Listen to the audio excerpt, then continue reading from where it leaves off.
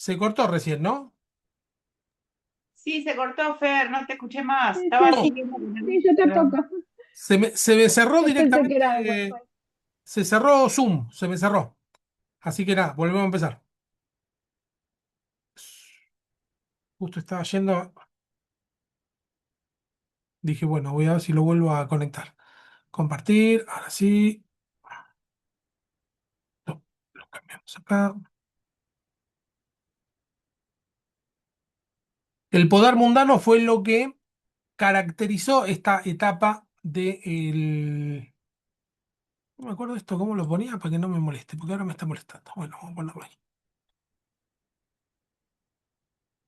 Pero la iglesia en Occidente estaba pasando por su peor hora en términos morales y espirituales, ¿sí? Es decir, lograron obras magníficas. La Basílica de San Pedro es una obra arquitectónica descomunal, sin embargo, es uno de los momentos más oscuros en la historia de la iglesia. El derrumbe de la autoridad romana en Occidente, o sea, hay que empezar con un poco de, bueno, es historia del cristianismo, ¿no? Pero un poco de historia de qué pasó, cómo es que la iglesia de golpe pasa a ser primero perseguida, después tolerada, y pasa a ser una religión oficial, y después pasa a tener el control, ¿sí? De todo el imperio. El derrumbe de la autoridad romana en Occidente suele resumirse con una fecha simbólica en el año 476, cuando Odoacro depuso al joven Rómulo Augusto. El imperio estaba dividido en dos, ¿sí? Constantino había llevado la capital de, eso muchos siglos antes, ¿no? Había llevado la capital del imperio, que estaba en Roma, lo había llevado a Bizancio, que le cambió el nombre y le puso el nombre Constantinopla por él, por Constantino, ¿no? Su propio nombre. Entonces ahí pasaron a haber dos capitales, ¿no? Constantinopla y Roma. Esto es central para entender cada vez que decimos Oriente y Occidente. Occidente es Roma y Oriente es Constantinopla. ¿Está bien? Cuando decimos Oriente no nos referimos ni a China ni a Japón. No, en este contexto, ¿no? Nos referimos a Constantinopla y el imperio del lado oriental del gran imperio romano que fue en algún momento. El, Entonces, dividido de esta manera, Roma era un lugar central y Constantinopla el otro, ¿sí? El obispo de Roma fue el papa con mucho poder y el obispo de Constantinopla fue el patriarca hasta el día de hoy, ¿no? De la Iglesia Ortodoxa griega, uno de los centrales. Ahora, se derrumba Roma, ¿no? Occidente. Se toma, ya venía en decadencia, pero este Odoacro lo invade.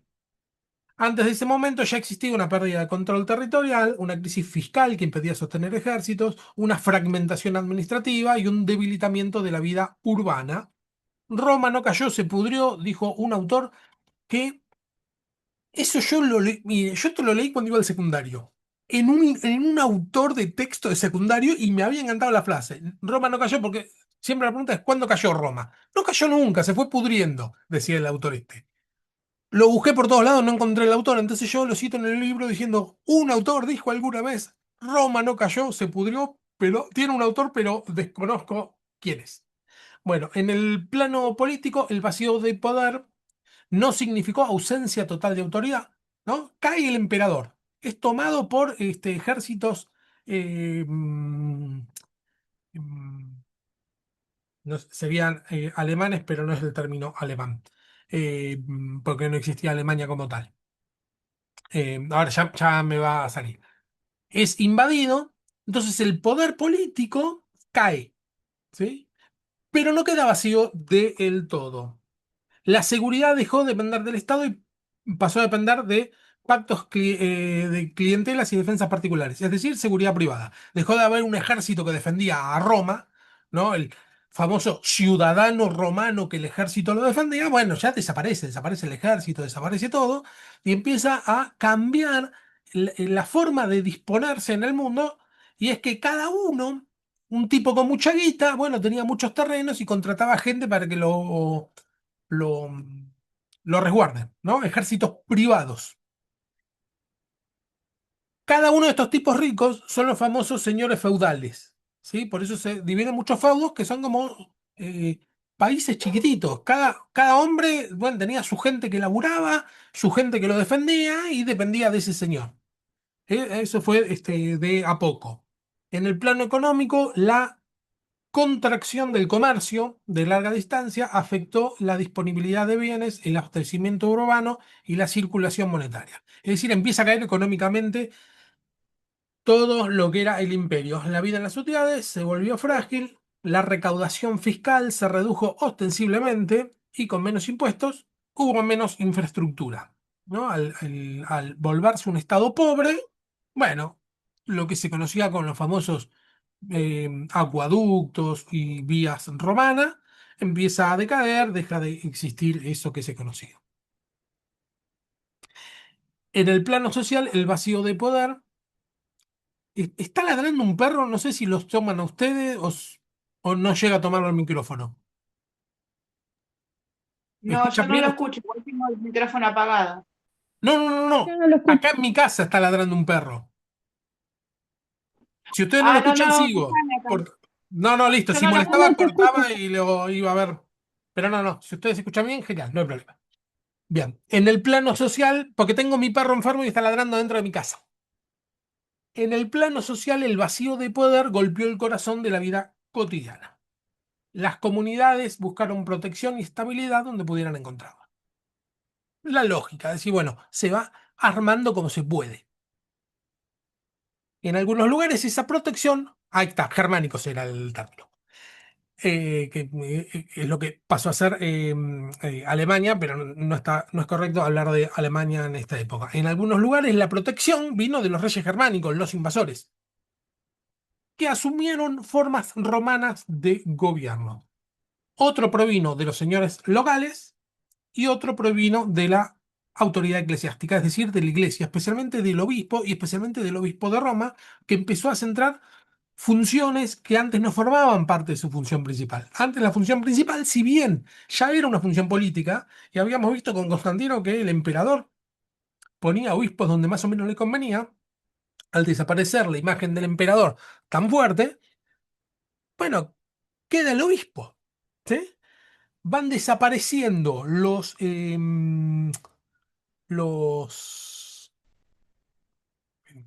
¿ah? Van desapareciendo de a poquito la autoridad política y entonces, como naturalmente, la gente empieza a recurrir a la iglesia. Era lo que había. La iglesia no reemplazó al imperio como si fuera un nuevo estado con las mismas herramientas. ¿Está bien? No es que la iglesia en un momento irrumpe, sino que de a poco se va desgastando el poder imperial y la iglesia queda a flote. Estamos hablando de una iglesia ya bastante corrupta, no estamos hablando no podemos hablar de, cómo Dios bendijo a la iglesia que la mantuvo firme, sino que eran puestos de iglesia, puestos eclesiásticos, obispos, que se iban poniendo primero por el emperador y después, a la medida que va desapareciendo, los mismos obispos van poniendo, venden al mejor postor los cargos, etcétera, ¿sí? Una época, muchos siglos de mucha corrupción que fue increyendo. Lo que ocurrió fue más complejo. La iglesia heredó espacios, hábitos y lenguajes de la romanidad. La iglesia se adaptó muy bien a la romanidad.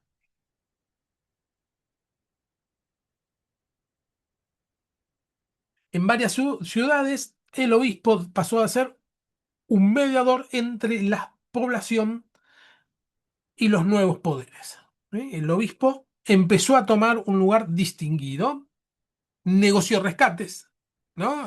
Secuestros, cosas medio naturales en esa época, ¿no? Entonces el que negocia es la iglesia, organizó ayuda en casos de hambrunas, administró bienes eclesiásticos, protegió a refugiados y defendió ciudades frente a abusos. Para tener un poco más claro, es como si fuera en las películas del lejano oeste de Estados Unidos, donde se ve que entran unos bravucones y hacen más o menos lo que se le da la gana, hasta que viene alguien a ponerle los puntos. Más o menos así funcionaba la iglesia. Pasó a ser tierra de nadie porque el ejército decayó muchísimo, el imperio se, se diluyó, y entonces la iglesia empieza a tomar notoriedad, empieza a recibir diezmos, ofrendas y todo tipo de favores, y esto lo empieza a administrar, por un lado, en ayuda al pueblo, ¿sí? Eso no lo podemos negar. eh, en ayudas. Eso hace que tenga más renombre y tenga un poco más de recaudación. Por otro lado, empieza a formar algún tipo de ejército. ¿Sí? Eso lo vamos a ver en esta clase. Bueno, esta transición tuvo su costo. Al asumir tareas públicas, la iglesia se fue vinculando a los mecanismos del poder político, obvio, y al vincularse quedó expuesta a sus tentaciones. ¿Sí? El poder político, como nuestra experiencia nos muestra, corrompe. Cualquier persona que incursiona en la vida política, nosotros lo podemos ver, que empieza siempre como una persona muy sencilla y al poco tiempo empieza como a desvariar y uno dice, pero ¿cómo? Si esta era una persona centrada, sencilla. Eh, Hay un filósofo, ahora no me acuerdo el nombre, que dice que gobernar es ocupar el lugar de Dios. Porque dispone. Y los seres humanos no estamos preparados para ocupar el lugar de Dios, por eso los que están en el lugar de poder colapsan, ¿no? Es como que se rompen en un punto porque somos personas. Eh, bueno, en este caso la iglesia asumió ese poder, con la característica primordial que es que la iglesia no cierra. Se puede morir un obispo, pero la iglesia sigue, ¿no? Lo reemplaza otro obispo. Es decir, que es un estado adentro de un estado que tiene forma de renovación propia, jerarquía propia, una estructura que le da la unidad que necesitaba, pero que hace que la mantenga viva durante siglos. Esto será una tensión constante en la Edad Media. La Iglesia como heredera de la romanidad, podríamos decirlo, es una manera de ordenar la vida. El uso del latín es parte de la romanidad. La iglesia hasta hace poco seguía dando las misas en latín. Yo tenía mi bisabuela que iba a una basílica que está cerca de donde yo vivo, que es la Basílica de Luján, está a unos 20 y pico de kilómetros, porque decía, mi bisabuela, esto en los años 80, que una vez por mes daban una misa en latín, y a ella le gustaba la misa en latín. Mi bisabuela habrá nacido en 1890 y vivió como 90 años, murió allá por los 80. Es decir, que hasta hace poco, relativa en la historia, hasta hace poco se seguía dando misas en latín. El latín era el idioma del Imperio Romano. La Biblia oficial de la Iglesia Católica por mucho tiempo fue la Vulgata Latina, escrita en latín. Todos los curas en el seminario, cuando estudian para curas, tienen que estudiar latín. El derecho como ideal de justicia universal. El derecho romano pasa a ser el derecho católico, el derecho eclesiástico, ¿sí? El derecho de la iglesia, mejor dicho, las leyes dentro de la iglesia continúan la misma lógica del derecho romano. Era la idea de ciudadanía, aunque limitada, era la noción de una autoridad que pretende abarcar y unificar. El latín se convirtió en la lengua litúrgica, que de hecho uno de las grandes revoluciones que hace Lutero es escribir la Biblia, es traducir la Biblia en alemán, en la lengua vernácula, es decir, en su propio idioma. ¿De qué idioma la tradujo? Bueno, él la tradujo del griego y del hebreo, ¿no? Pero ¿qué fue lo que cambió? Que en lugar del latín, que esté en alemán. Es una de las grandes revoluciones. No la inventó él. Muchos, esto lo vamos a ver en esta, no en esta clase, pero sí en esta materia, que muchos eh, revolucionarios, en el buen sentido, ¿no? Es decir, personas que no toleraban la corrupción de la iglesia y que levantaban la voz. Uno de los rasgos característicos es que decía, la Biblia vamos a escribirla en nuestro idioma, ¿sí? Vamos a buscar la traducción, Fer, ¿sí? creo que Platón decía eso de los gobernantes, tienen que tener la sabiduría y lo comparaba con Dios. Como Dios para tener la sabiduría era muy importante ese cargo, entonces lo tomaba como que había que asumir ese cargo como Dios, Platón. Puede Sí. ser, puede ser, sí, sí. No, puede ser que me haya quedado de ahí de la República de Platón. Puede ser, sí, pero es cierto que nosotros no estamos capacitados para eso. Entonces requiere de una humildad, pero cualquier puesto de poder, ¿eh? No solo ser presidente de una nación. Cualquier pastor que tiene una congregación, aunque sean 10 personas, que yo les digo, estaba pensando en hacer tal cosa. Ah, sí, dale, hagámoslo. Ese, así hagámoslo, resulta, si uno no está equilibrado, resulta muy fuerte para la persona que es obedecida. Que obvio que si un pastor a mí me dice algo, sí, dale, hagámoslo, no tengo problema. El tema cuando uno está en ese lugar, y si esto es rarísimo, yo le digo a un grupo de personas, vayamos a orar a la plaza, dale, vamos. Es rarísimo. Y estoy hablando de una iglesia de 10 20 personas, ¿no? Cuanto más grande es el espacio a gobernar, más uno corre el riesgo de que se te suba a la cabeza el poder. Bueno, esta imagen la saqué de El nombre de la rosa, una película de los años 80 con John Connery. eh, es de un libro de Humberto Eco, pero está muy bien representado. No se ve nada acá en la foto. Está muy bien representado el fanatismo por la escritura o por conservar los textos que había en la Edad Media. La herencia romana también se expresó en la memoria. La iglesia conservó textos, narrativas y formas de enseñanza. En ese sentido fue algo muy positivo dentro de la iglesia. Los monasterios, en los monasterios se copiaron los manuscritos, en las escuelas catedrálicas se sostuvo el estudio. Hay que pensar que todas las universidades más importantes hasta la actualidad nacieron de la Iglesia Católica. Sí, empezaron como un elemento de la Iglesia Católica. Es decir, que tuvo mucho de positivo. Esto lo digo en el libro, pero como tengo que hacer un recorte, el objetivo era entender por qué en la actualidad hay tanta proliferación de eh, cultos. Entonces, la tesis es, el problema central fue Constantino, Constantino hace oficial la iglesia se corrompe, al corromperse, hoy vamos a ver la corrupción de la iglesia en esta clase, ¿no? Capítulo 3. A partir del capítulo 4 vemos que no era la única voz la iglesia católica, no es que hasta Lutero nadie dijo nada.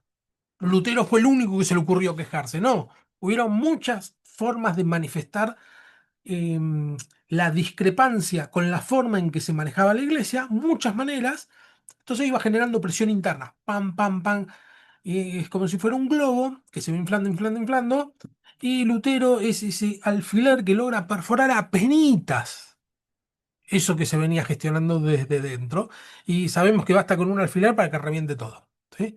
Lo que hay que lograr es un pequeño agujerito.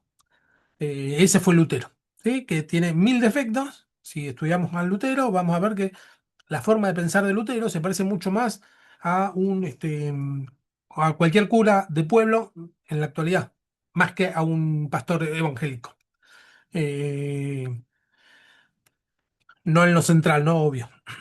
Eh, pero eso logró romper la cúpula y una que se rompe, estalla hasta lo que tenemos en la actualidad. Esa sería más o menos la tesis. Hoy vamos a ver hoy y tal vez la semana que viene un poco de la corrupción de a dónde llegó la Iglesia Católica. Bueno, el obispo como figura de estabilidad social. En los siglos de crisis, el obispo se convirtió en un punto de referencia, eso ya lo dijimos. Tenía legitimidad, recursos y continuidad. Legitimidad provenía de su rol espiritual. ¿Está bien? Es decir, tenía legitimidad en el sentido que era el sacerdote, de la religión más popular eh, que había. ¿Está bien? Pero además de eso, la función comunitaria eh, reaccionaba ante la necesidad de la gente, ¿sí? Atendía a los pobres, etcétera. No de la manera en que lo esperamos en la actualidad, ¿no? Pero sí de la manera en que lo haría cualquier rey en aquella época. El obispo presidía el culto, administraba los sacramentos, predicaba y disciplinaba. Eh, los recursos provenían de la administración eclesiástica. La iglesia poseía bienes, recibía donaciones, podía organizar distribución de alimentos y asistencia. Tenía una pequeña manija y la continuidad provenía de la institución. Lo que dije recién, los obispos se morían, pero había continuidad, había un sistema que hacía que continúe. Un gobernador en esos tiempos solía cambiar, un jefe militar podría morir en campaña, un rey podía ser derrocado, el obispo, en cambio, tendía a sostenerse en su cargo, en su sede. Esa continuidad generó confianza y la confianza produce poder, aunque sea un poder distinto del militar. Bueno, y hoy vamos a ver 5 puntos cruciales dentro de lo que sería la Iglesia Católica en la Edad Media. Tensión entre lo espiritual y político. La Edad Media no puede comprenderse sin asumir ese dato. La Iglesia se convirtió en eje porque ocupó un lugar vacío. Cuando algo se vuelve sostén y centro, inevitablemente se vuelve también campo de disputa. La fusión de poder generó conflictos recurrentes. La confusión entre poder espiritual y poder político explica en gran medida otros fenómenos que el capítulo abordará más adelante, como la legitimación de la violencia religiosa, la represión del disenso y la dificultad de la autocrítica institucional. Una de las cosas que lleva a la Iglesia Católica a romperse es la imposibilidad de autocrítica. Esto no lo desarrollo mucho en el libro, pero creo que es uno de los puntos cruciales. Desde todo lo que llamamos la edad moderna, que comienza con la invención de la imprenta o el descubrimiento de América, eh, la ciencia fue lo que más creció, ¿sí? Más se desarrolló, mucho más que la fe. ¿Y por qué? ¿Qué cualidad tiene la ciencia? Que puede hacer autocrítica. Cuando un científico demuestra una cosa que está equivocado, enseguida la comunidad lo coteja, lo pone a prueba, y si conviene cambiarlo, lo cambia. Si ven que es superior la idea, se cambia. Eso hace que la ciencia en sentido general tenga mucha elasticidad para crecer. Por el contrario, la iglesia, cuanto más rígida, menos elasticidad tiene, menos posibilidad de autocrítica tiene. Entonces siempre es la sensación de que cualquier cosa la rompe. Eh, nosotros sabemos que Jesús, cuando vino lleno de autocrítica en el sentido de crítica a la iglesia, no de autocrítica personal de él, pero sí criticó mucho al pueblo de Dios, ¿no? Eh, es una de las características fundamentales que tiene la crítica a la forma de entender la relación con Dios, ¿no? A romper estructuras. Eh, entonces, yo no digo que tendríamos que andar rompiendo estructuras livianamente, porque hay cosas que son de una manera y no conviene cambiarlas porque puede generar muchos más problemas el cambiarlo, puede generar más rupturas. Sin embargo, en la actualidad, lo más dificultoso es entender, es aceptar una autocrítica. Es decir, esto lo estamos haciendo mal, volvamos. Y esto nos cabe el saco tanto a los evangélicos como a los católicos. Bueno, simonía y corrupción. La simonía viene, el término viene de Simón, el que le dice a Pablo, ay, no me acuerdo bien cómo era el texto, pero que no me acuerdo bien cómo era el texto. Pero bueno, que pretende comprarle ¿cómo se dice? La capacidad de echar fuera demonios. Que le dice cuánto es, él era mago y le dice, bueno, ¿cuánto es? Y entonces ahí cuando le dice, tu dinero perezca contigo porque crees que el don de Dios es algo que puede comprarse. Es decir, que el don de Dios es regalo. No se puede comprar. La simonía es vender el don de Dios. En realidad no estás vendiendo el don de Dios, ¿no? Estás vendiendo una mentira, estás vendiendo un buzón, porque el don es invendible. No es pasible de una transacción económica, no se puede transferir. Sin embargo, es lo que se hace. Simonía. La corrupción eclesiástica medieval no puede reducirse a fallas morales individuales ni a episodios aislados. Hay muchos periodos, en muchos periodos funcionó como un fenómeno estructural, sostenido por la En integración de la hechos iglesia. está, Fer, ¿Cómo? en hechos está lo que dijiste, en hechos, Sí. oh, capítulo 8. ¿Cómo era? ¿Lo tenés ahí a mano?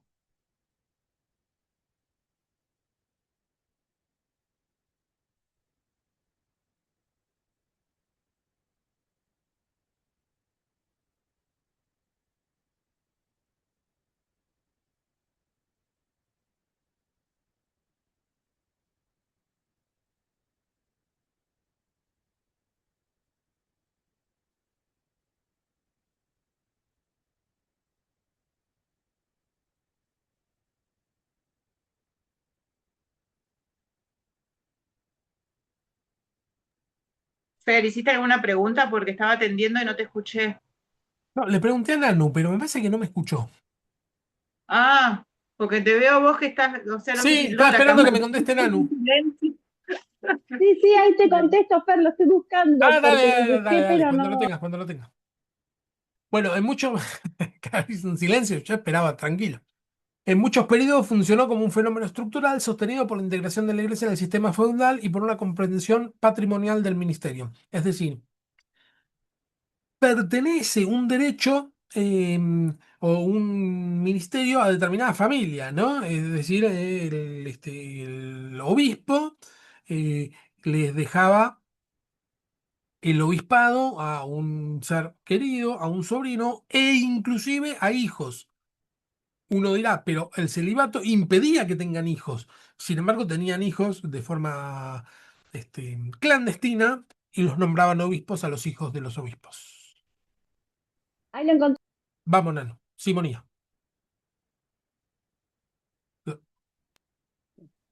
Dice, Hechos 8:18, dice, cuando vio Simón que por la imposición de las manos de los apóstoles se daba el Espíritu Santo, le ofreció dinero, diciendo, dadme también a mí ese poder, para que cualquiera a quien yo impusiere las manos reciba el Espíritu Santo.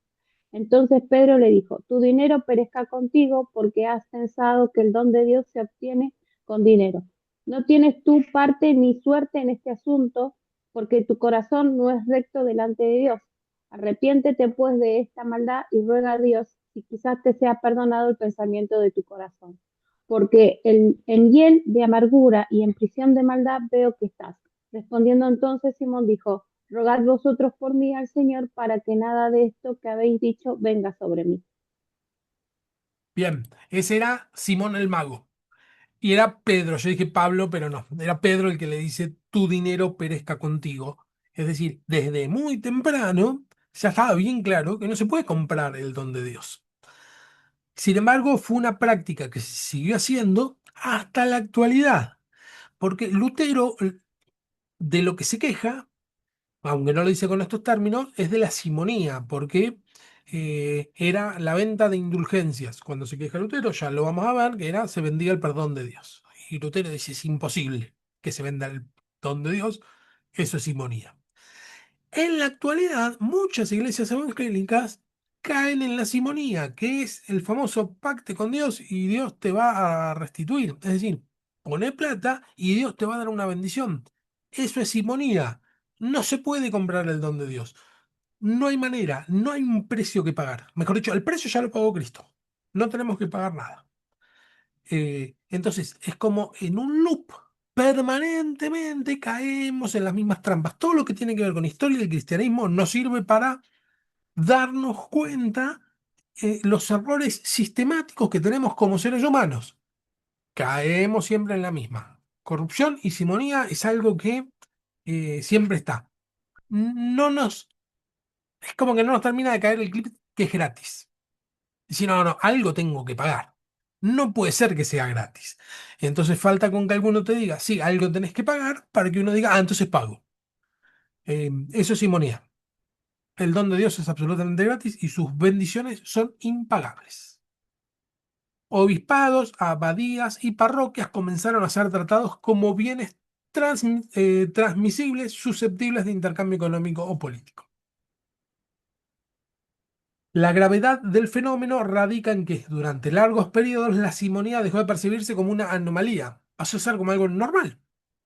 Bueno, sí, se compran o se intercambian por bienes. La transmisión de cargos dentro de familias nobles, la acumulación de beneficios a una sola persona y la designación de clérigos sin formación pastoral adecuada se volvieron prácticas habituales. Esto, dentro de la iglesia evangélica, tenemos más chance de volver a caer en esto que en la iglesia católica. Para ser cura en la iglesia católica hay que estudiar en el seminario, te ordenan y sos cura. Yo no estoy diciendo ni que sea bien ni que sea mal, pero hay menos chance de que uno vaya y compre o haga algún tipo de favor o que con dinero vaya a tener una parroquia. Es un poco difícil. Dentro de la iglesia evangélica, si yo tengo mucho dinero, tranquilamente puedo tener una iglesia grande. ¿Sí? Porque es totalmente no está regulada.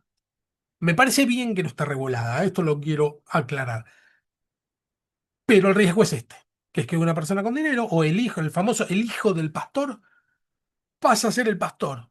Y pero tal vez no tiene formación, tal vez no, pero se lo hereda al hijo por un acto de amor humano re normal del padre, pero tal vez no es la voluntad de Dios, ni el llamado que tiene el hijo es el llamado que tuvo el padre. Se ve muchísimo, pasa a ser muchas veces, gracias a Dios, no siempre, pero muchas veces pasa a ser un negocio de familia.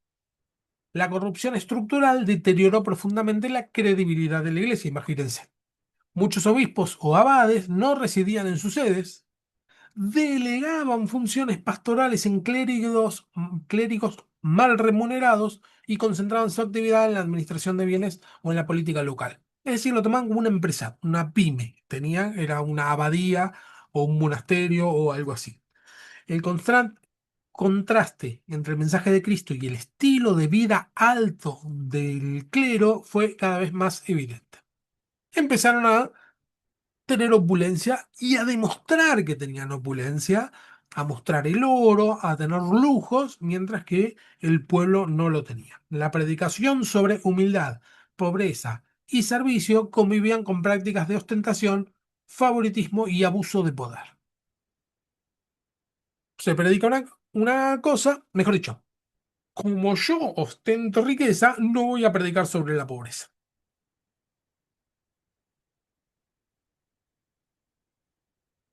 Bueno, en relación con el orden feudal, la simonía estuvo íntimamente ligada al funcionamiento del sistema feudal. Los cargos eclesiásticos se integraron a las redes de vasallaje.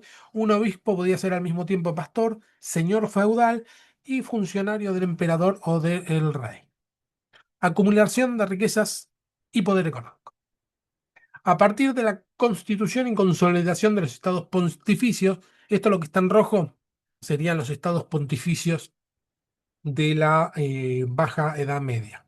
El obispo de Roma ejerció un tipo de poder que iba mucho más allá de la autoridad espiritual. Desde el siglo VIII, el Papa gobernó un territorio continuo en el centro de Italia que incluía regiones como Lacio, Umbragia, son estos los que marqué acá, ¿no? Las marcas y en distintos periodos partes de Romaña, que es poco más sería la parte, no sé si ven el cursor, la parte esta norte. Toda esta zona de Italia, lo que sería el centro de Italia, este, lo tenía la Iglesia Católica. A partir de este acontecimiento, el de Pepino el Breve es uno de los acontecimientos más importantes para el crecimiento de la Iglesia Católica. Es así, Pepino el Breve era germánico, ¿no? El imperio invasor. Pero, además de los germánicos, había otro pueblo también de origen germánico que eran los lombardos. Los lombardos empiezan a invadir, a tomar parte de Italia. Italia estaba bajo el dominio, entre comillas, comillas, comillas, de Constantinopla. Constantinopla todavía no había desaparecido y Constantinopla tenía el poder legal sobre Italia. ¿Está bien? El emperador de Constantinopla para este siglo VIII, siglo VII, era Constantino V. Era el que tenía el poder legal sobre Italia, o sobre la península itálica, sobre esta zona que estaba siendo invadida. Había sido conquistada por los germanos, pero los lombardos estaban también molestando. ¿Sí? Esa era más o menos la situación. Y el Papa en el medio, diciendo, bueno, yo le debo fidelidad al emperador de Constantinopla, a Constantino V. Por otro lado, los germánicos son los que nos invadieron y que técnicamente tienen el control, y los lombardos nos están están reclamando el territorio, por invadir. Constantino no tenía el poder, Constantino V, el poder de invadir en ese momento por otro tema. Esto no está en el libro, pero ya que estamos se los cuento, que es que Constantino era iconoclasta, que a nosotros nos caería bien. Un iconoclasta era un tipo que derribaba las imágenes. Decía que no tendría que tener imágenes en la iglesia. ¿Está bien? A ese tipo de personas se les llamaba iconoclasta, significa derrumbador de ídolos, de imágenes. Entonces la Iglesia Católica mucho no lo quería. Entonces había medio bronca con eso. ¿Qué hace el Papa?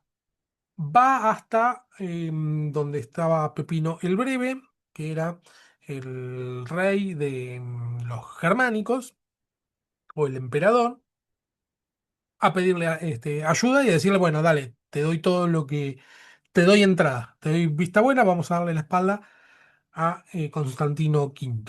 A partir de ese momento, hay una negociación que es, el Papa le da la entrada a Pepino el Breve, que tiene nombre de payaso, y Pepino el Breve le otorga en agradecimiento toda esta zona que está en rojo. Pepino el Breve es el padre de Carlomagno, que después va a ser uno de los emperadores eh, germánicos más importantes y es el que termina por unir todo. Pero ese tema sí que no lo toco en el libro porque nos recontra desviamos. Pero entonces la Iglesia Católica, fíjense cómo, por un episodio de un papa que toma una decisión y le sale bien, dice, bueno, yo hago el trato con los germánicos, obtienen todo este territorio y ya les queda a perpetuidad. En la medida que conseguían territorios, quedaban para ellos. Después van cambiando los reinos, pero el Estado pontificio tiene un poder tremendo, que de hecho, hasta el día de hoy, lo que tenemos es em, em, la Basílica de San Pedro, ¿cómo se llama? El Estado, comando con los nombres. Em, bueno, ya me va a salir. El Vaticano es una ciudad-estado directamente, es un estado de una ciudad muy chiquita, es el estado más chico que hay en el mundo. Entonces perdió todo esto, hasta ahí nomás, porque lo que mantuvieron son las propiedades, son dueños de casi toda Europa. La Iglesia Católica tiene la inmobiliaria más grande una de las inmobiliarias más grandes del mundo, son dueñas de casi toda la tierra de casi todo Europa y América, la parte que fue conquistada. Es decir, son dueños de las tierras.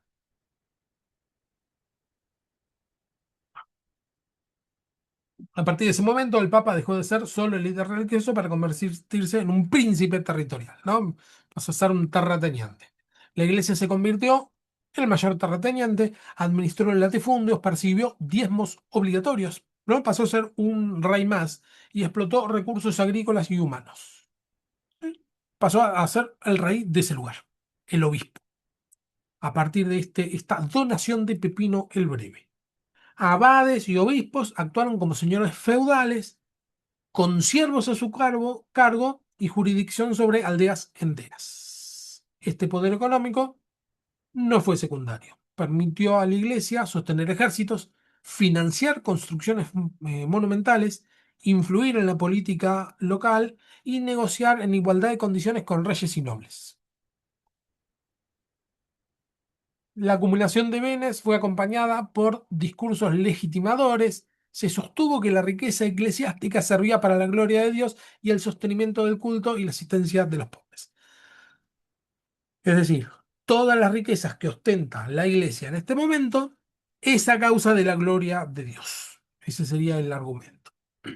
Cuestionar esas riquezas es cuestionar el accionar de Dios. Por lo tanto, nadie se atreve a decir algo.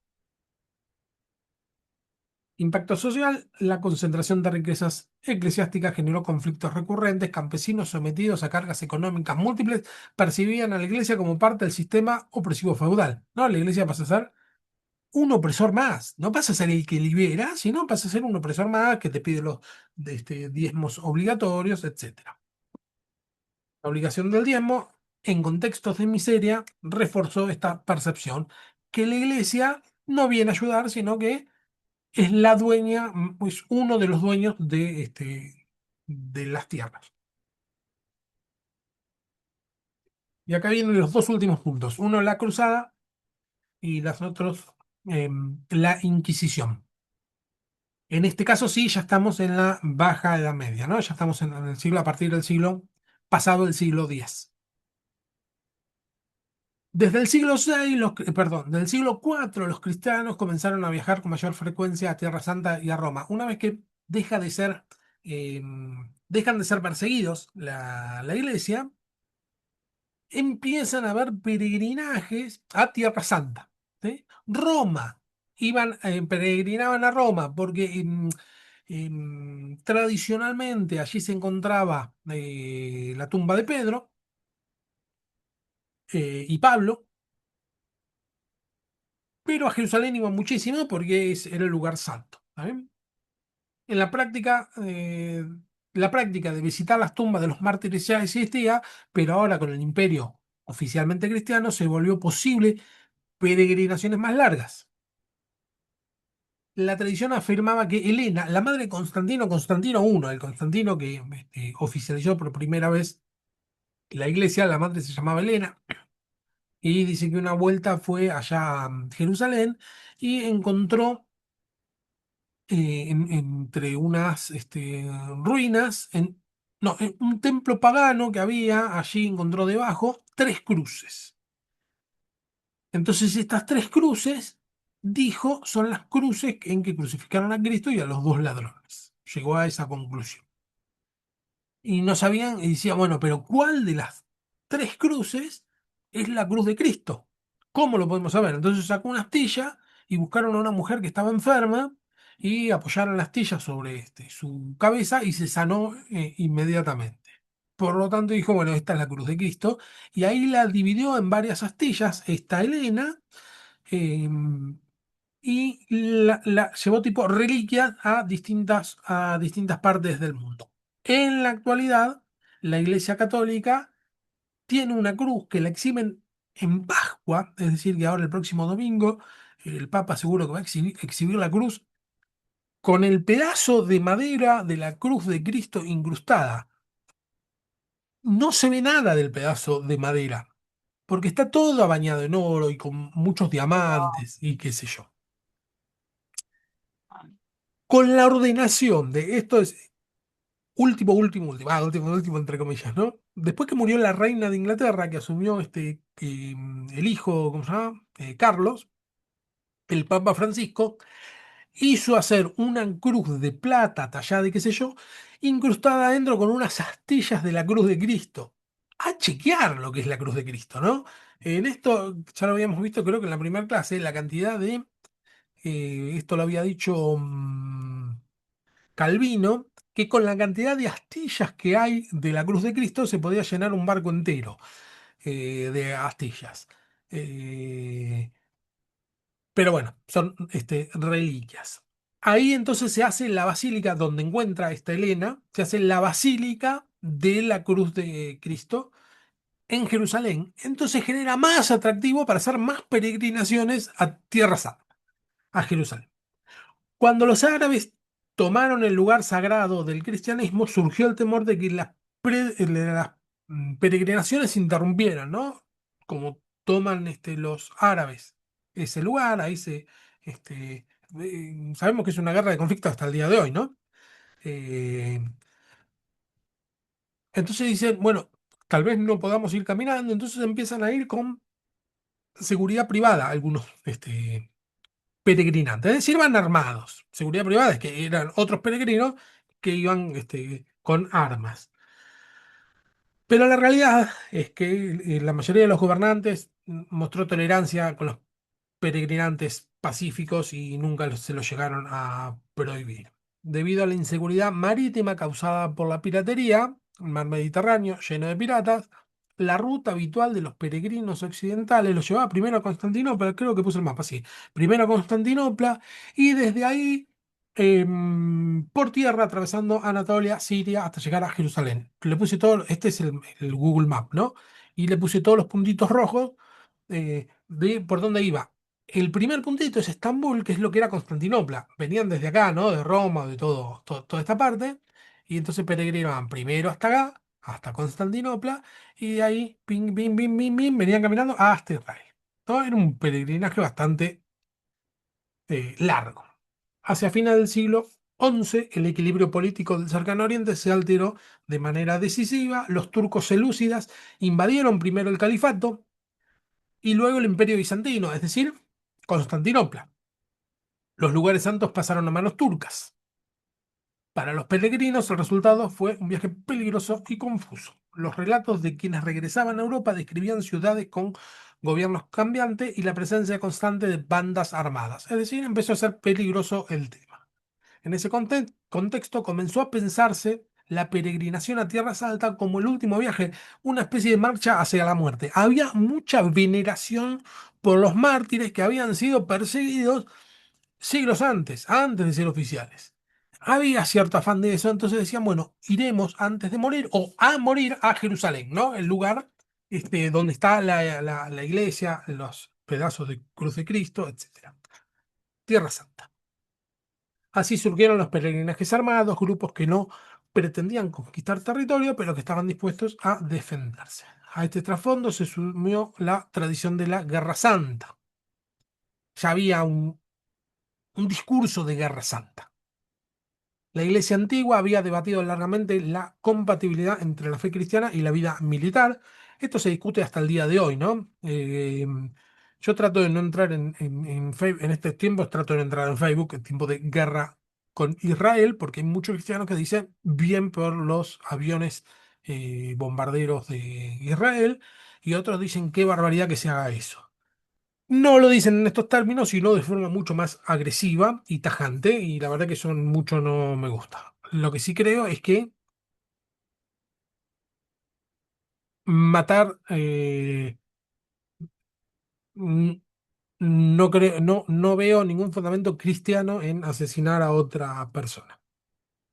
En tiempos de Constantino, esas dudas se consideraron resueltas. Eusebio, tiempo de Constantino, Eusebio, uno de sus teólogos y escritores, describió las guerras de Constantino contra Magencio. ¿Se acuerdan cuando iba en el puente de Milvo y se le aparece Jesús y le dice, con este símbolo vencerás?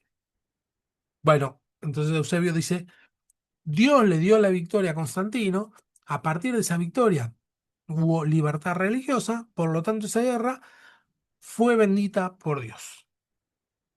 San Agustín o Agustín de Hipona desarrolló la teoría de la guerra justa. Durante la Edad Media, numerosos obispos bendijeron los ejércitos antes de ir a la guerra. La conquista de Carlomagno, el hijo de Pepino el Breve, recibían sanción papal. Es decir, antes de ir a la guerra y de conquistar territorios, el Papa lo bendecía. El Papa León IX marchó personalmente contra los normandos. En la península ibérica, la lucha contra los musulmanes contó con el respaldo eclesial y en ocasiones el papado reclamó como propio los territorios conquistados. En épocas no sé si oyeron, mi abuela cocinaba una comida, mi abuela era española y cocinaba moros con cristianos, que era una especie de guiso con dos tipos de poroto negro y poroto blanco. Queda racista hoy, sí, que era el moro era el poroto negro y el cristiano era el poroto blanco. Viene de esta época, de el Cid Cambiador, de la época antiquísima en que la península ibérica se libera de los musulmanes después de siglos de lucha. Pero bueno, hasta el día de hoy se sigue hablando de eso. Bueno, ahí arrancan las cruzadas. Dicho el conflicto, arrancan las cruzadas. La primera cruzada, más o menos cuento la primera cruzada, todas las cruzadas fueron más o menos igual en el sentido de lo desastrosas que fueron. Hay películas de los cruzados, la última cruzada. Es más, decimos nosotros el término cruzada para referirse a algo noble, ¿no? Una cruzada solidaria.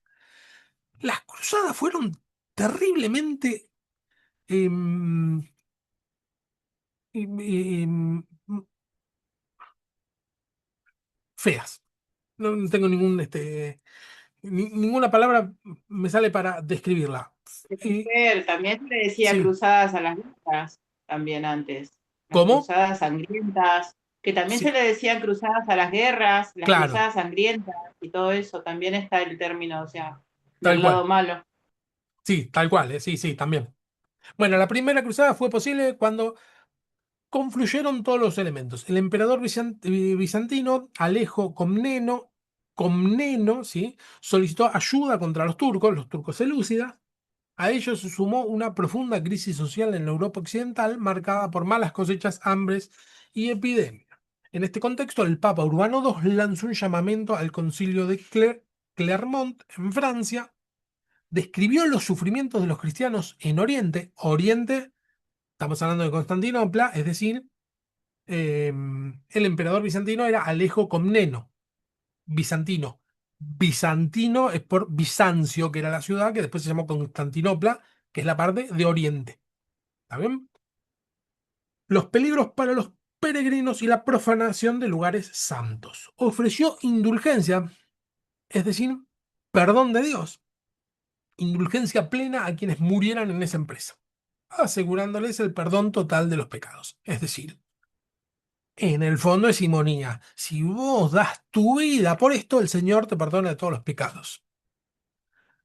Claro que el Señor nos perdona de todos los pecados, pero no es necesario ir a la guerra, ¿no? Porque no se puede comprar el perdón de Dios. En lugar de una expedición cuidadosamente organizada por nobles, se desató una oleada popular. El tema es que el discurso de Urbano II y de algunos pioneros fue tan efervescente y con tanto ímpetu lo dijeron, que generó efervescencia en la gente que querían ir a pelear, ¿no? ¿Vieron que hay gente que chamulla y que habla y que desata en las personas determinados afanes que antes no lo tenían? Bueno, esto pasaba en este momento. La gente se enardeció de golpe por ir a reconquistar la ciudad santa, por ir a pelear en la guerra santa. Surgieron predicadores con visiones apocalípticas y señales supuestamente divinas. El más famoso fue Pedro el Ermitaño, cuya predicación atrajo multitudes de pobres que no tenían nada que perder y que partieron como peregrinos y colonizadores más que como soldados, y pronto tuvieron que subsistir a partir del saqueo. Es decir, salían como locos sin estar preparados, y entonces para después poder comer, saqueaban las ciudades que se iban encontrando en el camino, no los pueblos de otros cristianos. Relata Justo González, uno de los historiadores cristianos más famosos que tenemos en nuestra bibliografía. Dice así: Pedro y sus seguidores pasaron entonces a Alemania para reclutar todavía seguidores y se internaron en el territorio de los húngaros, donde esperaban ser bien recibidos. Pero los cruzados no llevaban provisiones y por tanto tenían que sustentarse con lo que tomaban del país. Pronto tuvieron que luchar contra cristianos que trataban de defender sus bienes, primero los húngaros y después los búlgaros. Eh, es decir, gente mal preparada, ¿no? La primera cruzada es esta. Al llegar al Imperio Bizantino, es decir, Constantinopla, Alejandro Comneno aceleró su paso hacia Anatolia para evitar conflictos. Allí fueron derrotados por los turcos y decidieron esperar al ejército nobiliario. Otras bandas desorganizadas se dedicaron al pillaje y protagonizaron masacres de judíos en ciudades como Praga, Metz, Ratisbona y Maguncia. Abusos que Enrique IV intentó frenar cuando regresó a Italia demasiado tarde. Tanto los musulmanes como los judíos eran muy perseguidos por los cristianos. Muy perseguidos me refiero a si los podían asesinar, los asesinaban. De hecho, hubieron muchas matanzas en esa época, tanto de judíos como de musulmanes. Y acá tenemos a este paladín. La expedición principal, dirigida por Nobles, tuvo como jefe espiritual al obispo Ademar Monteil. Al llegar a Constantinopla, juraron lealtad al emperador de Constantinopla y prometieron devolver al imperio las ciudades recuperadas, ¿no? La primera gran acción fue el sitio de Nicea, capital del sultán selúcida Kirlik Arslan, que cayó gracias a la intervención naval bizantina y a negociaciones secretas de Alejo, quien impidió el saqueo. De allí marcharon hacia Antioquía, enfrentándose con los turcos en Dorilea, donde una hábil maniobra les dio la victoria a los cruzados. Atravesaron Anatolia en condiciones extremas, llegaron a Iconio y Heraclea y finalmente a Antioquía. En el camino surgieron disputas internas. Balduino, hermano de Godofredo, se separó y fundó el condado de Edesa. El sitio de Antioquía fue largo y brutal. Tras hambre, deserciones y epidemias, la ciudad fue tomada gracias a la traición de un armenio. Poco después, los cruzados quedaron otra vez sitiados por el ejército.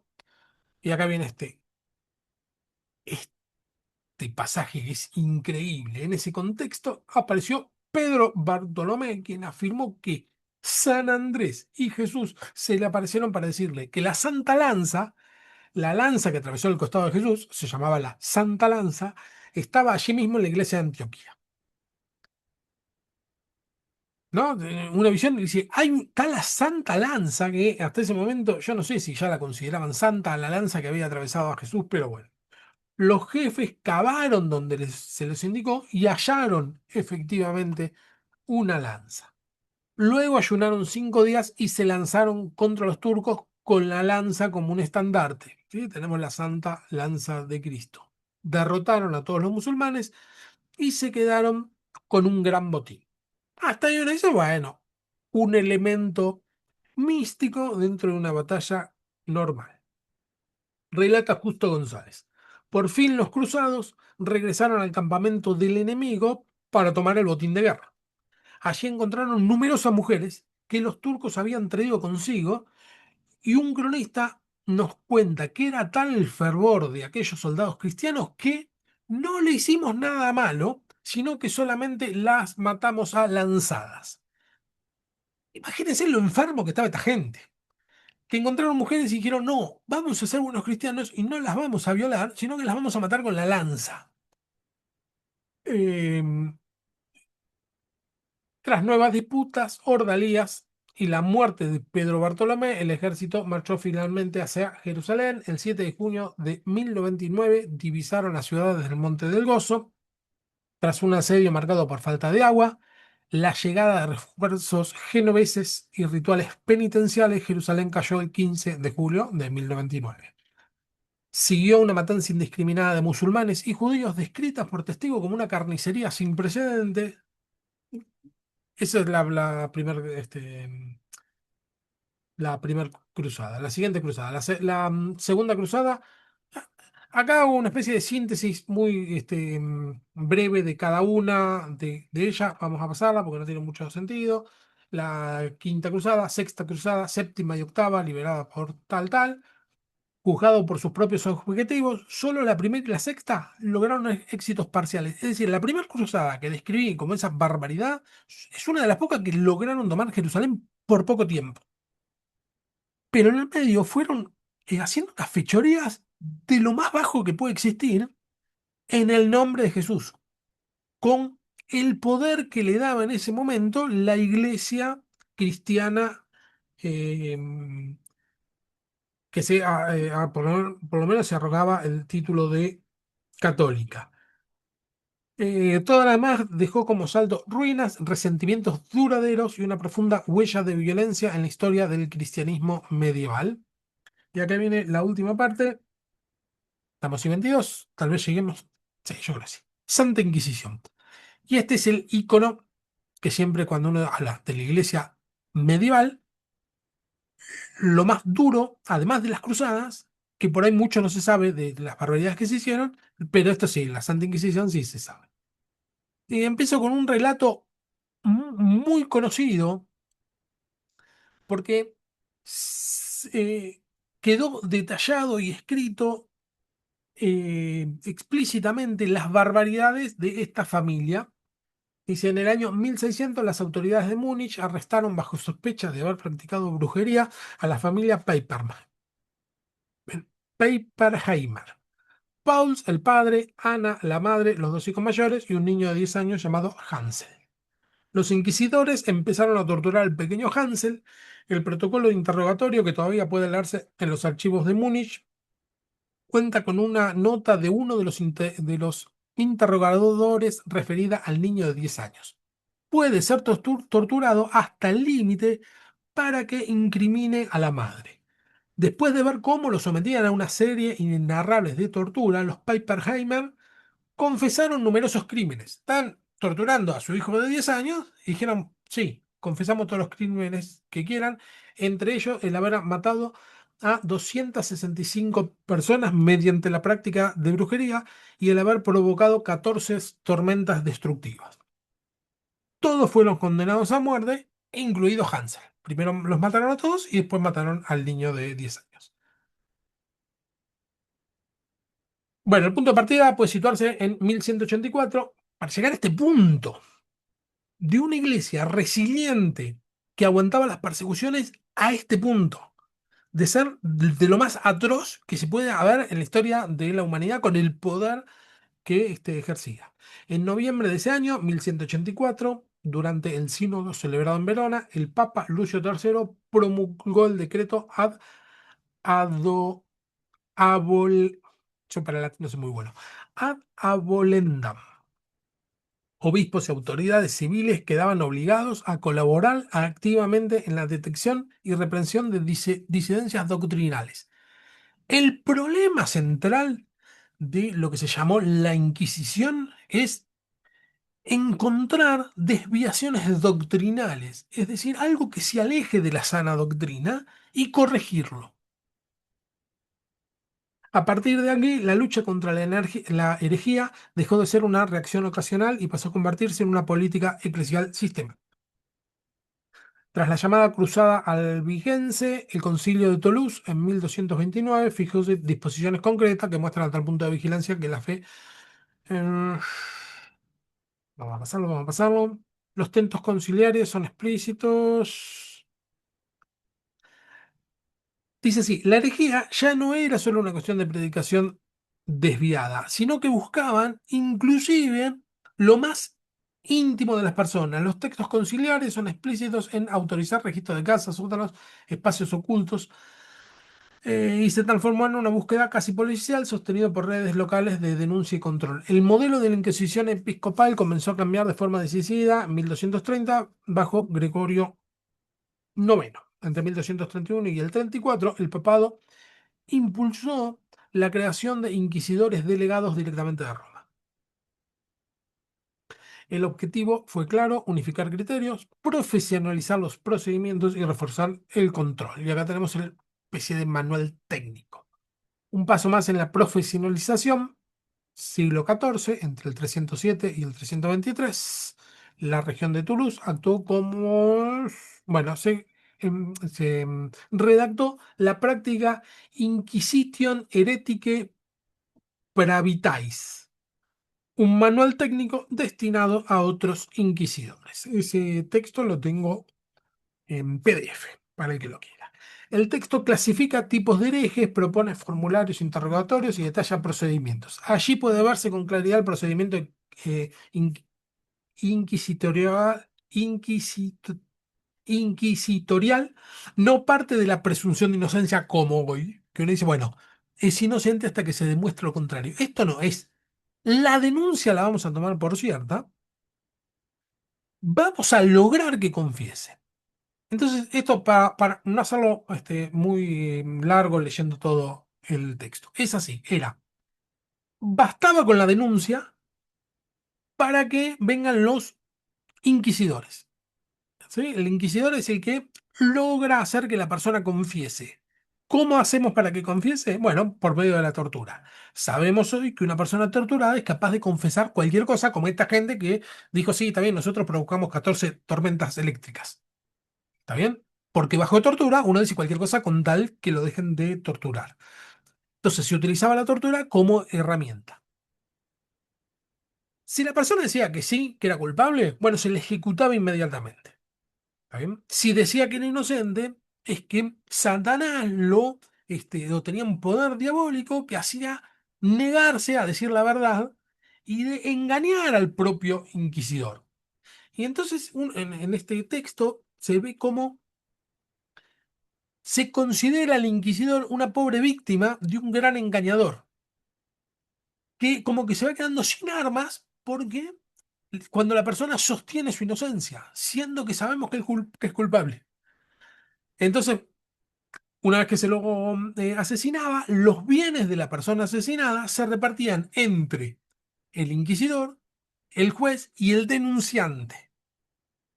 Ya con esta trama sabemos perfectamente que si yo me quería quedar con la casa de alguien, bastaba con que yo diga que había provocado una tormenta o que era bruja o algo por el estilo para deshacerme de esa persona y quedarme con parte de sus bienes.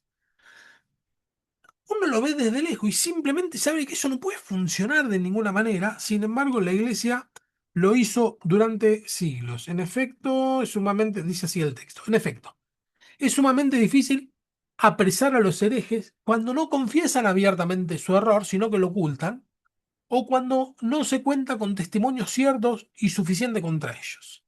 En tal caso, el inquisidor se ve acosado por estrecheces por todos lados. Por una parte, la conciencia se angustia del inquisidor, ¿eh? La conciencia se angustia si se castiga a alguien que no ha confesado ni ha sido convicto.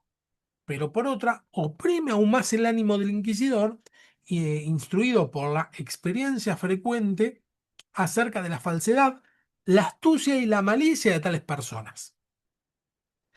Que el que esto escape mediante su sagacidad engañosa en perjuicio de la fe, pues ello resulta que se fortalecen más y multiplica y se vuelvan todavía más astutos. Bueno, pasamos porque no vamos a llegar. El interrogatorio de... Bueno, acá el caso de una mujer, Aude, es interrogada por expresar sus dificultades en crear ciertos artículos de fe. Guillemet de Ornalac es llevada ante el tribunal por dudar de la existencia del alma más allá del cuerpo. Dudas normales. Sin embargo, eran llevadas en la Inquisición para evitar la herejía. No hay conspiración ni prédica pública, hay preguntas, vacilaciones y conversaciones domésticas que deberían quedar solamente para el fuero íntimo. Es decir, no estamos hablando de casos de predicaciones, que tampoco vendría el caso, ¿no? Pero no estamos hablando de personas que llevaban a otras personas, sino al error doctrinal, sino simplemente dudas normales de personas normales. Todo esto quedaba registrado, evaluado y clasificado como potencial desviación doctrinal. Los procedimientos que sostuvieron este aparato explican por qué resulta históricamente tan cuestionable. La denuncia anónima fue admitida, la carga de la prueba recayó sobre el acusado, el interrogatorio buscó la confesión como objetivo central, cuando la persecución no bastaba, se habilitaba la tortura, etc. Casa de Brujas. Vamos a pasarlo. Casa de Brujas hay un libro que se llamaba El martillo de las brujas o Maleus Maleficarum, que significa martillo de las brujas, donde hay, es todo un procedimiento de cómo detectar brujas y qué hacer con ellas. Este libro fijaba procedimientos inquisitoriales de una crueldad extrema. Cuando el sospechoso confesaba haber practicado brujería, la sentencia era invariablemente la muerte, acompañada de la confiscación de los bienes que se repartían entre el denunciante, el verdugo y los propios jueces. Si en cambio el acusado se negaba a admitir los cargos, esa negativa se interpretaba como una señal inequívoca de estar endemoniado. Tal interpretación habilitaba a la aplicación de tormentos cada vez más inhumanos. Se le aplataban los dedos, se le arrancaban trozos de carnes con tenazas al rojo vivo, se le dislocaban las articulaciones en el potro y se escaldaban con agua hirviendo. Finalmente, quebrados por el dolor, el acusado terminaba confesando lo que fuera. Y tras la confesión, de manera inexorable, seguía la ejecución. Con esto terminó el capítulo. La Iglesia Católica no solo había pasado de perseguida a perseguidora, sino que lo había hecho con más crueldad, impunidad y bajeza que sus predecesores romanos. Compartir. Es decir, que llevó, y muchas cosas de estar leyendo que decía, esto no lo puedo poner porque son cosas realmente inenarrables, que uno las lee y se queda em, petrificado de la crueldad con que se manejaban, con que actuaba esta gente en nombre de Jesús. Tanto las cruzadas, donde uno dice, bueno, pero va a reconquistar porque los turcos, sí, está bien, pero se cometían aberraciones como este caso, ¿no? Que encontraron un montón de mujeres y dijeron, bueno, vamos a ser buenos, no las vamos a violar, solamente vamos a matarlas. Por un lado eso, y por otro lado la Inquisición. El hecho que sea, sabemos que la Edad Media fue muy atravesado por el machismo y la misoginia, y el hecho que sea brujas y no brujos no es casual, sino que las mujeres que tenían algún tipo de inteligencia o sospechaban algo de ciencia, bueno, eran consideradas brujas directamente, ¿no? En eso hay también un ataque hacia la mujer, pero más que nada un ataque a la humanidad en el nombre de Jesús. Con esto llegamos a lo que sería el tope de gama de lo peor que pudo haber hecho la iglesia en nombre de Cristo. Y a partir de la semana que viene vamos a empezar a ver las reacciones. Porque esto no fue gratis. No es que, si bien lo hacían, había mucha reacción interna. ¿Sí? La reacción siempre fue interna, fue creciendo, creciendo. La iglesia con mucho poder fue aniquilando sus enemigos, que eran cristianos que decían, che, no, esto está mal, hasta que en un momento no pudo por una razón política, que podemos decir que fue la mano de Dios actuando en Lutero, que es que logró escapar de la mano inquisitoria de Lutero, porque tendría que haber sido prendido fuego igual que muchos de sus antecesores, pero zafó. Y como zafó, hoy tenemos la libertad que tenemos. O por lo menos se terminó de desarrollar así la historia. Bueno, hasta acá la clase de hoy. La emboqué casi justo.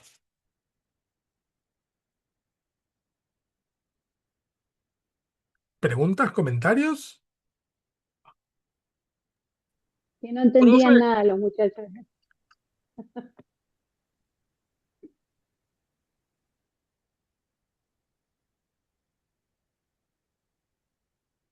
¿Gustavo? aló, ¿me escucha? ¿Sí? ¿Me escucha? ¿Sí? Eh, bueno, en conclusión se puede resumir que primero partiendo de la misma palabra que dice que no ignoremos las maquinaciones del enemigo. Todos sabemos el triunfo que tuvo nuestro Señor Jesús en la cruz a través de la resurrección y cómo logró que sus discípulos pues se expandieran en pro del Evangelio. De alguna manera estaba haciendo su plan diabólico porque él no estaba todavía encarcelado, para destruir el mensaje universal de parte de Dios. Y el tema está de que no cabe duda de que el tema Constantino no debe ni entrar en, creo que ni en discusión ya, porque es que la palabra también dice que por los frutos los conoceréis. ¿Qué fruto dio Constantino? Ah, de que de pronto sí, dejó de meterse con la iglesia, era lógico porque si te vas a declarar cristiano, no vas a matar a tu propia gente, entre comillas, o sea, vas a quedar mal. Estás llegando nuevo, supuestamente una religión que acaba de adoptar, entre comillas, bueno, malo ni político ni nada, pero sí una gran influencia, porque no debemos de dejar a un lado que el cristianismo había avanzado tanto que incluso habían funcionarios romanos que ya habían aceptado al Señor, y eso lo sabía él. Claro, Eso lo sabía él, claro que lo debía de saber, y por eso él necesitaba un estímulo para, ¿por qué, lo toma antes de una batalla? Necesitaba un estímulo moral para que esos soldados dieran el ciento por unos, pelearan más, dieran algo nuevo, tenía que llegarle porque ya venían de mucho debilitamiento. Entonces, en conclusión, lo que yo veo es que la iglesia, a través de esta toma por el poder bajo una estrategia de parte de Constantino, la iglesia empieza a mutar a través de los años, a través de décadas y a través de siglos, en la medida que iba pasando uno, mutando hacia lo negativo, cada quien le fue incluyendo algo peor. claro. Cada quien le fue incluyendo, más nunca trataron de volver a las raíces. Ahora, yo le iba a hacer una pregunta. La otra vez estuvimos hablando acerca de los monjes, ¿no? Sí, He estado viendo algunos documentales de los monjes y dicen que ellos hasta todavía se han sostenido. De hecho, en los rollos descubiertos en el mar, en el, mal en el muerto, sí. mar Rojo, ¿no? Mal muerto. El Mar Muerto, ajá. Sí, el Mar Muerto dice de que hay muchos rollos de los monjes hablando. O sea que yo siento que aunque la Iglesia Católica arropó Sí, bajo cohesión, porque fue sí, así, no le quedaba de otra. Que lógico que el cristiano que sabe que ya no está siendo perseguido, que ya no lo están señalando para matarlo, y aparte de eso, están recuperando los bienes, lógico que lo va a ver bien. Eso es algo, cualquiera, hasta uno mismo, si estuviera en esa época, se alegraría por claro, un lado. claro que Pero sí. resulta de que era una estrategia y que yo no puedo o sea, atribuirle solamente a un hombre físicamente la culpa de esta situación sería incredulidad. Eso es algo diabólico, así como Dios ha preparado Claro, también a personas para hacer, el enemigo también usa estrategia y como dice la escritura, no debemos de ignorar las maquinaciones para desvirtuar los restos de Dios, para arrastrar la humanidad siempre al caos, a que tras, se transfigure, se cambie de una manera, porque imagine por un momento, la iglesia había crecido tanto porque habían utilizado los mismos caminos romanos para la expansión del evangelio, ¿sí? Las mismas carreteras que, que los mismos romanos habían construido, era la misma que ayudó para que estos discípulos, apóstoles fueran predicando el evangelio. Entonces llega un momento, ay, se me fue la idea, estoy manejando. Se, se me, se me fue, Venías bien, se me- venías bien.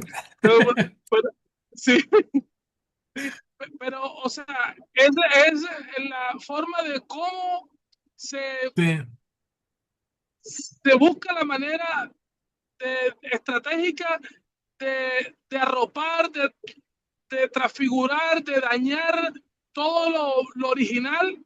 Y vemos que que va de mal en peor. O sea, yo lo estoy escuchando, lo estoy escuchando, lo estoy escuchando, y cada vez que cada paso, Sí, el uno era peor que el otro peor. claro. Total es que, ok, y quería decir, si Sí, ya era algo notorio, porque ya el evangelio se había expandido tanto, ya el evangelio se había expandido tanto, entonces imagínense, de un momento a otro, ahora vienen, o sea, ¿qué era el evangelio? El amor de Jesús, el amar a tus hermanos, claro, vivir una vida moral, una vida ética, sociable, pacífica. claro. Entonces, con qué locura vienes ahora a decir que puedes asesinar con la misma cruz, perdón, con la misma lanza Claro, que ayudó a quitarle la vida a ese? O sea, es claro. una locura, Sí, es una locura. sí. Y yo me imagino que había gente que quedó trastornada. ¿Por qué? Porque si a mí me vienen diciendo, mira, hay una religión, hay una doctrina, hay algo por allí que está sonando, que hay un tal Jesús que sanó enfermo, que resucitó, o sea, poniéndome en el lugar de esas naciones lejanas, pero después yo soy invadido por estos supuestos representantes de ese cristianismo, y veo cómo asesinan mujeres, cómo atropellan y matan niños, cómo torturan personas. Bueno, ¿qué está pasando? Esto no fue lo que me contaron, esto no fue lo que yo escuché.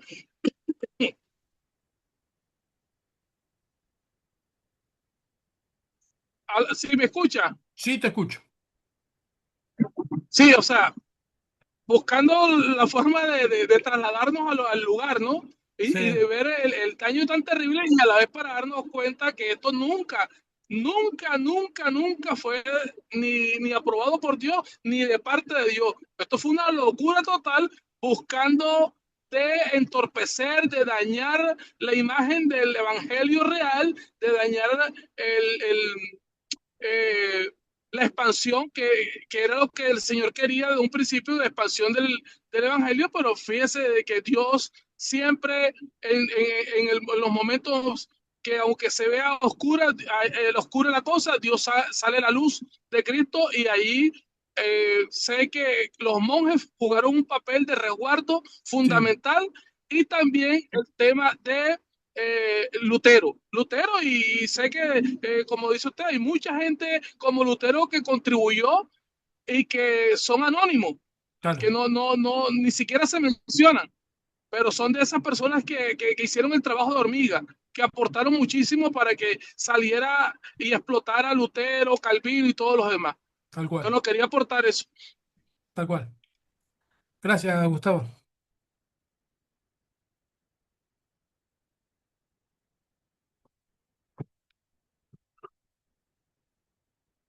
Bueno, ¿alguien que quiera Lo orar? que yo te iba a Sí, decir, Fer, que sí, acá en Río Negro, sí, en Río Negro hay unos monjes que se llaman monjes eremitas, ajá. que es el lugar, y que la gente entra a visitarlos y no sale. ¿Cómo así? O sea, entran, pero no salen. O Pero, sea, desaparece la gente. los visitantes, Sí, no los vayas a visitar entonces. porque están en Río Negro, yo estoy en Chubut. Claro, eremita viene del término de eremos en griego, que significa desierto. Son las personas que van al desierto a estar absolutamente solas y alejarse de la sociedad. Nosotros como evangélicos decimos, si lo miramos desde este punto de vista, decimos, no, está mal. El Señor nos manda al mundo a llevar la palabra de Él. Pero visto desde otro punto de vista, que es, esto está muy corrupto todo, edad media estoy hablando. Vayámonos de acá. Vayámonos al desierto. No importa. Yo de acá me voy. No quiero saber nada con esta sociedad. Yo quiero tener mi relación con Dios. Es como una especie de reacción natural, de cristianos reales. Este, pero sí, esta gente, si desaparece gente, no creo que sea muy cristiano que diga. Bueno, Seríamos esenios que se iban al claro, desierto. claro, sí, sí, sí, sí. Serían descendientes de los eseños. Sí, tal cual. Pero eremítico es que andan Pero, solos, ¿no? No tienen ni mm, abadías, ni algunos se reunían. Eso lo vamos a ver bien la semana que viene. Algunos armaron algunas comunidades, pero muy, muy poco. La mayoría vivían solos a puntos extremos. Después también vamos a ver algunos casos medios extremos. ¿Sí? y los monjes vienen de los católicos, digamos. ¿Serían Claro, como estos eran, sí, sí, católicos o no? eran católicos, sí, sí, sí. Porque la primera reacción de la iglesia fue ponerlos en un lugar que no molesten. ¿No? Decir, bueno, te admitimos, tipo, Francisco así fue un caso. En contra de toda la corrupción, Francisco así, un tipo bueno. Entonces, ¿qué hace? Y lo hacemos santo, ya está, no molesta, lo ponemos en un lugar que no moleste. Y después a otros directamente los persiguieron, como Juan Hus, Wycliffe, etcétera. Que decir, bueno, no, esto lo vamos a prender fuego y los prendieron fuego con todo el poder que Ujú. tenían. Hasta que ahí surgió Lutero y por una cuestión política no tuvieron las herramientas para poder asesinarlo. Y no pudieron y se les escapó, digamos, se les escapó la tortuga. Bien. Bueno, ¿alguna pregunta más? Oramos. ¿O algo que comentar? ¿Un comentario?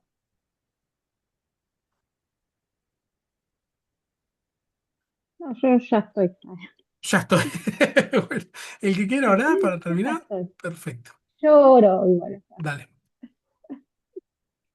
Amado Dios, te damos gracias por este día, gracias por esta clase, Señor, gracias porque cada vez aprendemos más de la historia del cristianismo, Señor, gracias porque tu Espíritu está entre nosotros, Señor, gracias porque tu palabra dice que donde están dos o tres reunidos, ahí estás tú, Señor, y sabemos que, y creemos que estás vos con nosotros, Señor. Bendice a cada uno de los que van a ver la clase, Señor. Bendice a cada uno de las personas, Señor, nuestros compañeros que estén pasando situaciones difíciles. Trae consuelos a aquellos que están pasando duelos, Señor, bendecidos y acompañados. Gracias, Señor, por la vida de Fernando. Gracias, Señor, por su familia. Gracias por cada uno de mis hermanos.